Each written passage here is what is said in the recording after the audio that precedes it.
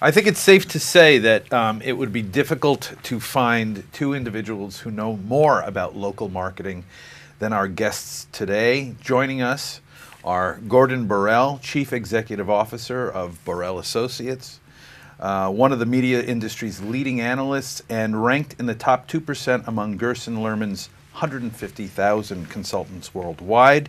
In other words, he knows a little bit about how media works. And Dan Mason, President and Chief Executive Officer of CBS Radio, a veteran of radio. He knows a little bit about radio. Welcome and thanks for your time, guys. I know you're really busy. Thank you for having us. Today we're going to talk a little bit about radio and digital marketing, and from the radio perspective. First question is, do you think that more businesses are embracing local marketing today, and if so, why? I think absolutely you're seeing a much, much stronger embrace of local marketing than you've seen in the past. And I think digital, the internet, has something to do with that. That's probably the most measurable medium, or it comes with an awful lot of measurements, whether it's page views, unique visitors, or clicks, or things like that. And this has, local marketers have always marketed locally, but then what you've got now is the national advertisers saying, wow, we can come into an individual market and not only target maybe by radio stations or clusters or genres or newspapers in that local market, but we can also target by other individual segments, or maybe go through those media and drive into the internet and actually pick up some more demos or some more statistics from those folks. So they got at their disposal a measurable medium that says, well, we can drop a coupon for Heinz in a marketplace and actually see immediate downloads and immediate sign-ups for certain deals and things like that. So it's just given them a better opportunity to see the effect of their traditional advertising in the marketplace. It allows them to go in and do some local push of products. Let's just talk about radio for a second. And Dan, as the radio expert here, how do you respond to people that say radio is dead or an old medium? Most of the time when we defend that, it's from people who write blogs. It's not people who live on Main Street. Right. Because people who live on Main Street have a different idea. They get traffic information, they get weather information. They depend on radio in time of crisis.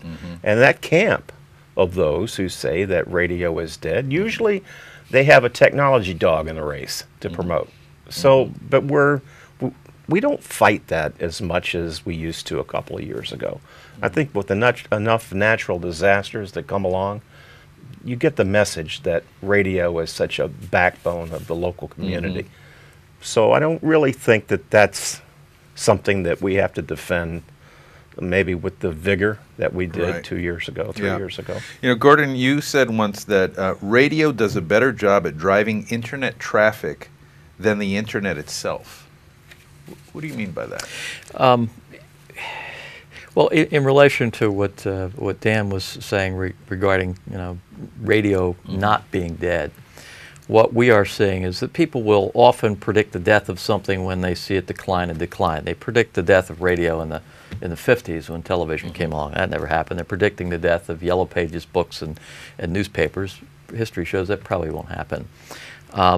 So when you take a look at traditional media and its role, it's extremely, extremely powerful. All traditional media, outside the internet, let's say, extremely powerful in telling people about what's going on, creating a real sense of community, and driving people to actually do something. And then you have the internet. And the internet is a way where people are driven by maybe a message in traditional media to come down to this level and to do something, look up something, research something, download a coupon, whatever. And you look at all media and their ability to drive traffic. Newspapers do a decent job. Television does a really good job. And radio is #1 in driving traffic. You look at any radio campaign, and then you measure the results, say, on website traffic or downloads or whatever the campaign was designed to do to drive something to some type of action on the internet. And you just see phenomenally, it's 30–40% more traffic than you would get from a similar campaign, an advertisement in the newspaper, or even an advertisement, say, a banner ad on the web. Let's talk a little bit about the content of radio and how content is evolving in radio. Radio is a great medium for storytelling, engagement. It's also single channel use in most cases. Dan, how do you think content is evolving in radio? Well, first of all, let's go back and look at why people listen to the radio. Okay. And if you do a Google search on this, and you'll see things pop up from the 1930s, even that far back, that people don't listen necessarily for music. They don't listen for news or information or weather or sports. They listen for companionship. Wow. And this has been proven time and time again that the radio station is a friend. And there's a natural relationship between the listener and the radio station. And if you think about what could happen beyond that, whether it's commercials, whether it's content, if you have that strong attraction between two, then radio is a perfect for a one-to-all medium that radio is, one source broadcasting to all. To think of the power of what could be done with a one-to-one medium, with internet, mobile, with this one-to-all medium, you become a new hybrid, and it's a much bigger platform than either on its own could ever be. And you do that through radio content. How does digital marketing or digital media work best in local markets, would you say? And we touched upon that a little bit earlier. Again, I think it's hand in glove. We do see this this divorce of digital from traditional media, and there are these internet pure play companies out there, quite a few of them, Yodel and Marchex and Reach Local, and they sell SEO and they sell search engine optimization and reputation management, and they resell banner ads and things like that. But for the most part, what we see is, and I think this is a really, really good thing, and CBS is definitely doing this, is sort of the transformation of salespeople from salespeople to marketing consultants. And again, I think it's a really good thing. It's embodied in the story that a sales trainer tells. I don't know if it's true, but it's a great story. And he said he goes to, he's selling radio advertising way back when, and went to Bob's hardware store. And Bob said, "Don't come back. That flight of commercials that you sold me a couple weeks ago never did anything at all. Radio doesn't work." And he said, "Oh, okay. Well, I'll tell you what. I feel so bad about that. I'm going to do a whole nother flight of commercials, same time, and I'm going to pay for them myself. One condition: I get to say what those commercials say." And I said, "Okay. Well, what will they say?" And he said, "They're going to say, come down to Bob's Hardware all week for a free $20 bill." And the guy said, No, we're not going to do that." And in saying that, he admitted that radio does work. So we do see, I think, what's happening now with these sales reps is you can't just go out and sell radio commercial. You have to engage with the customers. That I can kind of consult with you. I can tell you what works. We have radio at our disposal, or maybe newspaper, or maybe television station spots. But we also kind of know what works. This spot that you're putting up there with your kid in the commercial in a bathtub trying to sell, bathroom supplies or something like that, or, plumbing supplies, is not going to work. You really need to do something different. So I do see some greater level of engagement by media companies to consult with or help these poor, confused SMBs, which are just being besieged by salespeople. The number of sales channels have increased 33% in the past 15 to 20 years. So there are more opportunities for them, whether it's more cable channels or more internet channels, more radio channels, or whatever. And the number of sales calls has doubled in the past 2 years. So now the poor SMB, small business, is getting twice as many sales calls per week than they got just a couple of years ago. And that's a combination of radio and digital marketing working together in these local markets, because we can target people more effectively. Oh yeah. Targeting is done very, very well in combination, particularly with radio, when you've got music genres, hip hop, contemporary, etc., and then getting them over to the internet to take some type of action that can be provable to the advertiser. One thing. I asked Gordon one time. I said, "Gordon, tell me the most effective use of radio promotion with digital that you'd ever seen." And it's really interesting that sometimes, we talk about this digital business, which is a business that we've had to learn from the ground up. We're a radio company. it's a lot of heavy lifting to learn this business and not pour like a fire hose of money into something that you might get a return on 50 years from now. Right. But in that spirit, I asked Gordon, I said, tell me what this was. And you talked about the LASIK promotion. It would be useful, I think, to the audience to hear the story about that. That is a great promotion. There's a LASIK surgeon, I can't remember what market it was, but the station worked with them, and radio does a really, really good job of this. They're just so good on promotions, and this is why I'm bald, and that is I just tear my hair out trying to work with radio because they have such power. If they would just take that power, put it together with some type of digital product. This was a great example of one station that did it. They went to a LASIK surgeon and created a program where the announcer in the morning got free LASIK surgery, got on the air, talked about how wonderful it was, and now they could see everything. And by the way, if you would like to get free LASIK surgery, just text LASIK, that's L-A-S-I-K, to 88588, whatever it is. And all week long, they talked about how great LASIK surgery was and that you could get free LASIK surgery if you texted this word in to enter this contest. They had 500 entries. They didn't have thousands, they had 500. So it wasn't a whole lot. But guess what every single one of those entries was interested in? LASIK surgery. So it was, you wouldn't enter that contest unless you really wanted it. Maybe you wanted it for somebody else, so you were somewhat qualified for it. They gave away one, and they had, the rest, 499 qualified leads. The surgeon went in and through their marketing department contacted every single one of them and started closing, 5, 10, 15, 20% of the calls that they made. It was a terrific program. The LASIK surgeon wanted to do it every week. So it was just a great example of how the station could put its head together with everything it had at its disposal. The morning show, the power of radio and the reach of it, and then this ability to collect responses over here and administer the contest. It was a terrific program. It's a great, concise example of how the two mediums work together hand in hand. I think when digital started becoming popular and local advertisers were like, well, where do I spend my money? It was an either-or situation, right? I mean, it was I'm going to put my money in digital or I'm going to put my money in radio, and now the two are intertwined, and that is a perfect success story. Well, the takeaway for me in all this was that, we really don't have to recreate the wheel. This is what we do every day. Engagement of an audience with profile personalities. So how simple is this? And he's right. It's the simple ideas that work the best.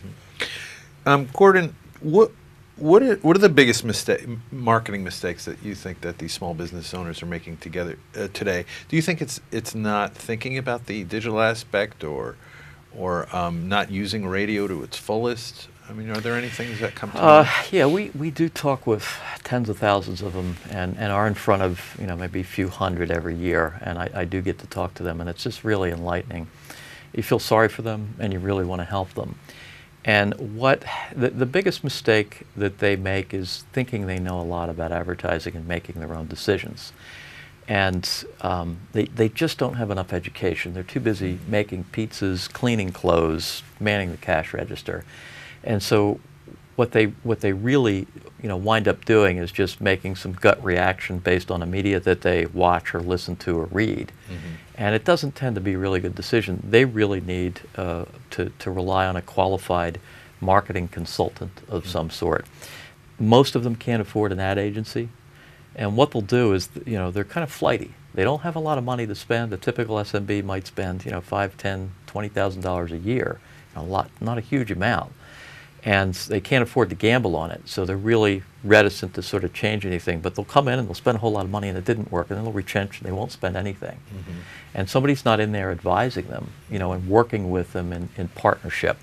I think the simplest thing, that I tell them is just to remember two things. It's the message and the frequency. And the message is embodied in that message about Bob's Hardware. If the ad says or the commercial says, come down to Bob's Hardware for a free $100 bill, it's going to work. Well, think about that. If it says Bob's Hardware is the greatest hardware store in town, come on down, nobody's going to show up. So, you have to think of the offer. You have to think of that. And the other is frequency, and that's what most SMBs forget.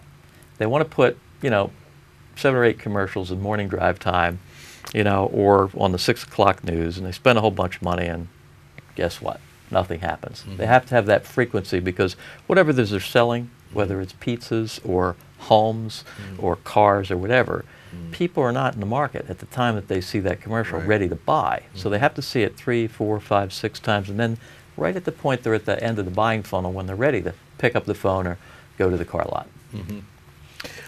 What is the best piece of marketing advice you've ever been given? I think the best piece is the just what I said, the message. Be really careful about the message. There are two, basically two types of advertising that you do and marketing that you do. One's branding, and that doesn't really often have a direct response. It's just telling people again and again who you are and what type of product that you have. And the other is really direct response. So you have a product to sell at this very moment. Okay. And understanding the two, whether you're going to do branding, which most SMBs don't do branding, or they don't really can't afford to do it. They want to do direct response. They want to drive a sales this weekend. So knowing the difference between the two and knowing the power of that one, message, that message has to be clear. Most advertisers want to take an ad, let's say it's in the paper, and put 1,000 things in it, or like I said, put their kids in it. And it's just, it's too much. The message has to be really clear, and I think that's the one important marketing message I've learned. Let's just move to the future now. Where do you see marketing on the radio in the future, or marketing in general in the future, in any medium? It's an interesting question, because a lot of people will see the future kind of myopically, and that is they're looking at what's happening here, and they see certain things declining, and they just take the ruler and they go, well, that's where everything is headed. And if you look historically when a new medium comes along, and it could be, the first electronic medium was radio in the 20s, or the next one was television in the 50s. And then, cable channels began slicing up broadcast TV in the 80s. You can see very discernible trends. And so if you project that into the next 5 years, maybe into 10, beyond that, all bets are off. You don't know what's going to happen. I think what you're beginning to see right now, so let's take the near future first. What you're beginning to see right now is a pendulum swing back to traditional media. A lot of people will laugh at this, but newspapers are probably going to flatten out. They're not going to die. There might be some big market newspapers that die or go to 3 times a week, but they'll probably flatten out. And there are a lot of auto advertisers that are actually coming back to newspapers because they've overspent. They've adjusted their dials too far in favor of digital. So they're coming back to newspapers, a little bit back to radio, somewhat back to TV as well. And we see that across the board. A lot of advertisers are saying, you know what, we call it the John Wanamaker syndrome.